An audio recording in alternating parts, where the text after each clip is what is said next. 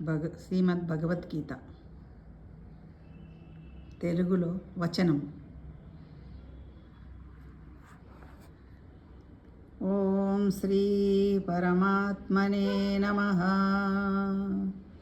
నారాయణం నమస్కృత్వ నరం చైవ నరోత్తమం దేవీం సరస్వతీం వ్యాసం తతో జయము ధీరయేత్. శ్రీమద్ భగవద్గీత వచనం తెలుగులో భావము. ప్రథమోధ్యాయ అర్జున విషాదయోగం. మొదటి అధ్యాయము అర్జున విషాదయోగం.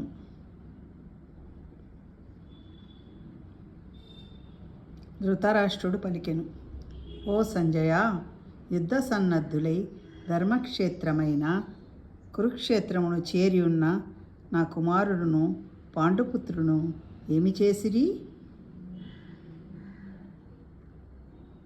సంజయుడు పలికెను, ఆ సమయమున రాజైన దుర్యోధనుడు వ్యూహరచనలో సమరమునకు మోహరించి ఉన్న పాండవ సైన్యమును చూచి ద్రోణాచార్యుని కడకేగి ఇట్లు పలికెను,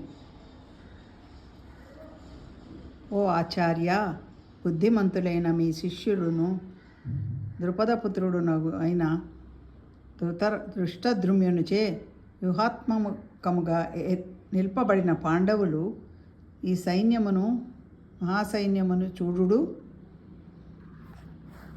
ఈ సేనలో ధనుర్ధారులైన గొప్ప యోధులు కలరు. వారిలో సాత్యకి, విరాటుడు, మహారథి అయిన ద్రుపద మహారాజు, దుష్టకేతువు, చేకితానుడు, వీరుడైన కాశీరాజు, గురు జిత్తు, కుంతిభోజుడు, నరశ్రేష్ఠుడైన శైల్యుడు, పరాక్రమవంతుడైన యుధామన్యుడు, వీరుడైన ఉత్తమౌజుడు, సుభద్రాపుత్రుడైన అభిమన్యుడు, ద్రౌపది యొక్క 5 పుత్రులను కలరు. వీరందరూ మహారథులు. శౌర్యమున భీమార్జున సమానులు. ఓ బ్రాహ్మణోత్తమ, మన పక్షముననున్న ప్రధాన యోధులను కూడా గమనింపుడు. మీ ఎరుకకై మన సేనా నాయకులను కూర్చియు తెలుపుచున్నాను.